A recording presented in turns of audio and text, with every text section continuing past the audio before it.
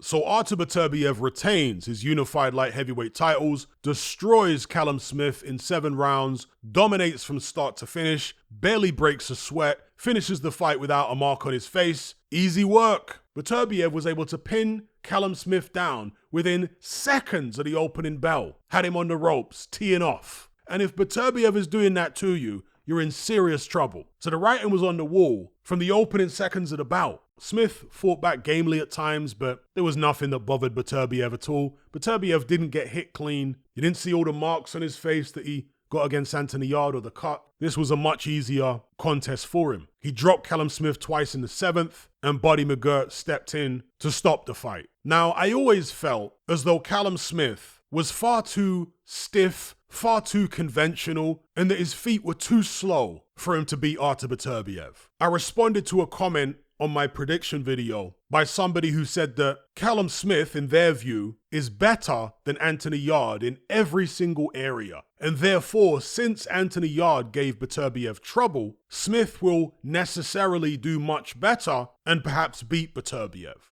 How this guy couldn't recognize the fact that Anthony Yarde is better in certain areas than Callum Smith is baffling, because he's clearly much faster than Callum Smith, he's clearly much more mobile, and he's clearly more unconventional. Anthony Yarde has a particular combination of attributes that allowed him to have a certain degree of success against Artur Beterbiev. Callum Smith has a different combination of attributes. I'm not saying they're better or worse than the combination of attributes that Anthony Yarde has. They're just different. And I always felt as though his combination of attributes won't work as well against Beterbiev as Yarde's combination of attributes. So for example, Anthony Yarde will often throw unconventional punch sequences. See, typically fighters are trained to throw left, right, and then come back with a left hook. That's a conventional punch sequence. An unconventional punch sequence would be a lead right hand followed by a left hook to the body. Or to dip your head low as if you're gonna duck or maybe throw a body shot, but then throw a right hand up high, looping over the top. These are the kind of things Anthony Yarde does.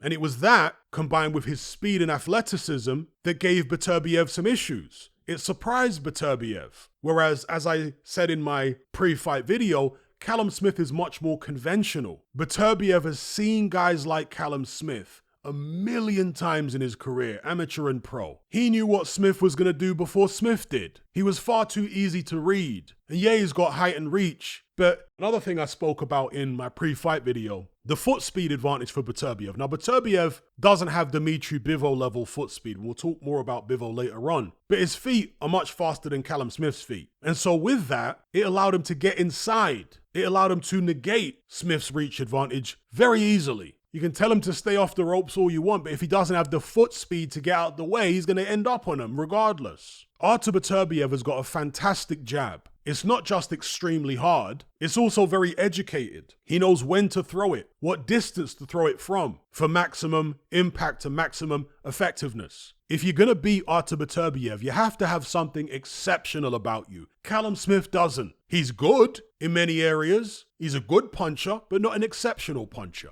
He throws good combinations, but not exceptional combinations. He's got a good jab, but not an exceptional jab. This was always the issue for me. I was surprised that there were so many people picking Callum Smith to win. Not that it's the most ridiculous prediction in the world. It's just that they were so sure about it. That's what really had me raising my eyebrows, that people were so sure and so certain that Callum Smith was going to beat Beterbiev. I'm like, really? Again, I said in my pre-fight video that the jab and the body shots would be key in this fight. And indeed, it was his jab and the body shots that set up the eventual knockout. I knew that Callum Smith would just be shelling up a lot of the time and his feet would be static. And while he would be trying to counter with his combinations, Beterbiev would just step back, stick the jab on him. He's got the faster feet. He can read everything Callum Smith's doing. It's all very conventional. It's all very textbook boxing. Then when he's ready to go again, behind the jab, throw some body shots, bring those arms down, come over the top with his hooks, through the middle with his uppercuts, so on and so forth. Straightforward fight for Beterbiev. Smith just did not have the style necessary for this job. And again, going back to Anthony Yarde, whose style did give Beterbiev some issues, that doesn't necessarily mean that Anthony Yarde would beat Callum Smith. Boxing is rock, paper, scissors. Its styles make fights. In any event, he retains his unified light heavyweight titles and presumably moves forward into a unification with Dmitry Bivol for undisputed,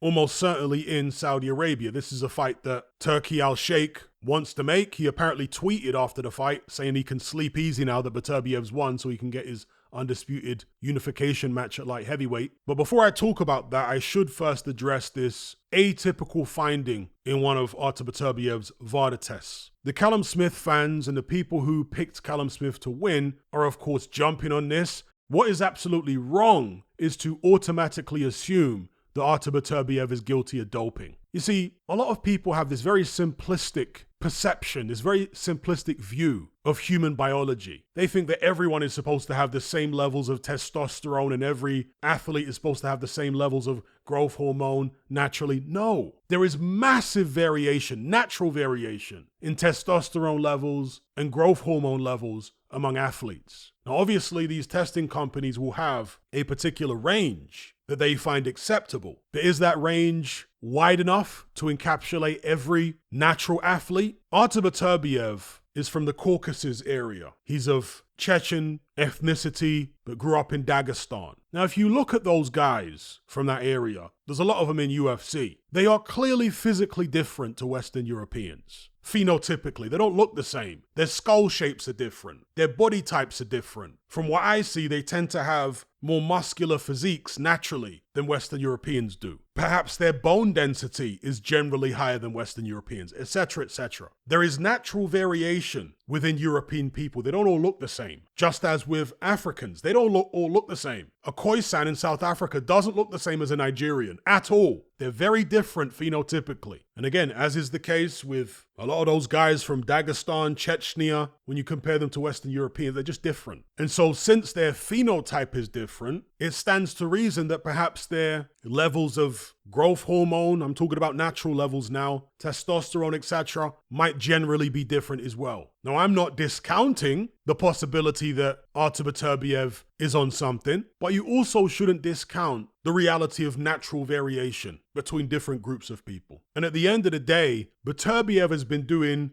demolition jobs like the one he did on Callum Smith. He's been doing that to people for years, since the amateur days. So you knew what you were getting. Those of you who were picking Callum Smith to win, you knew what Beterbiev was going into the fight. Or are you just saying that he was only doping for this fight? In all his other fights, he wasn't doping. And I'm sure some are going to say, well, look how he performed against Yard and then compare it to the Smith fight. Yeah, but Yard has got a different style. Styles make fights. Smith has always been a guy with relatively slow feet who allows himself to get backed up, pinned down. He's always been like that. Couldn't you see from the beginning that it was a problem, or it would be a problem against Beterbiev, a guy who has a tendency to do those things? Back up to the ropes and get pinned down and just shell up and allow people to tee off? Beterbiev will punch right through that guard. He'll hit your arms, hit your body, and do all kind of damage to you. You can't allow yourself to get pinned down like that against Beterbiev. That's why Anthony Yard was moving so much. Yard was moving all over the place in the first round. So anyway, all that aside, if we can't prove that Beterbiev's on something, there's no point laboring it. We are at the mercy of these commissions and what have you. If they say it's just an atypical finding and not an adverse finding, what can we do? It is what it is. We can't definitively say that that is evidence of doping. So anyway, moving on to the Artur Beterbiev Dmitry Bivol fight, assuming it's next. Unlike Callum Smith, Dmitry Bivol does have at least one exceptional attribute. Not good, exceptional. He is phenomenally quick, Dmitry Bivol. Artur Beterbiev will not have seen speed like this very often in his career, if ever. And it's not just the foot speed of Bivol, it's the hand speed that is tremendous. And that's what gives him a far more realistic chance than Callum Smith ever had. Not that it's going to guarantee him victory. Artur Beterbiev's jab will be key in that fight as well, because when you're fighting someone who's much faster than you with hand and foot, you're going to be relying on your jab a lot more. It's going to be more difficult to pin them down and certainly land headshots, if not body shots as well to some extent. Your jab will be the easiest shot to land. And Beterbiev has got a phenomenal jab. It's very hard, it's accurate, and it's educated. And so it might be a case, if Beterbiev wins, of staying in the fight using his jab, softening Bivol up with it while potentially falling behind on points, but then catching up to him late and either doing enough damage late in the fight to get a decision on the cards or stopping Dmitry Bivol. But that jab will be key for Artur Beterbiev. Now, Bivol himself, in some of his fights, has been pinned down quite early and has shelled up on the ropes and allowed opponents to wail away. We saw that against Canelo. That would be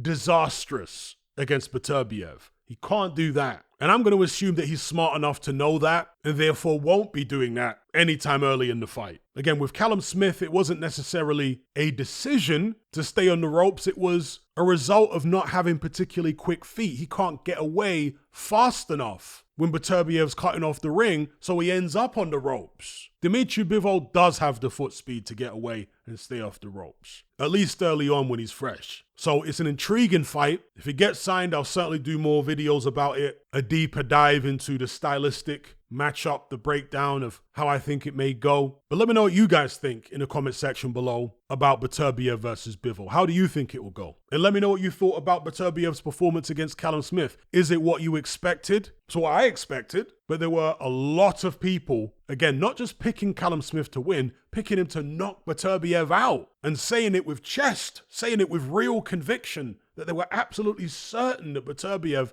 was going to get defeated by Callum Smith, which again was always an eyebrow raiser to me. Look, if you pick Callum Smith to win tentatively, I can say, okay, you know, we all get predictions wrong. But to say it with such conviction that he was definitely like, are you sure?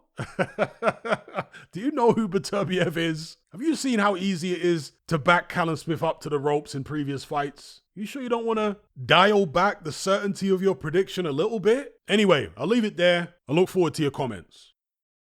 Are you sick and tired of the mainstream mindset? Does the dogmatic conformity and pathological ignorance have you tearing your hair out in frustration? Then don't be alone. Come and join our brotherhood on Patreon.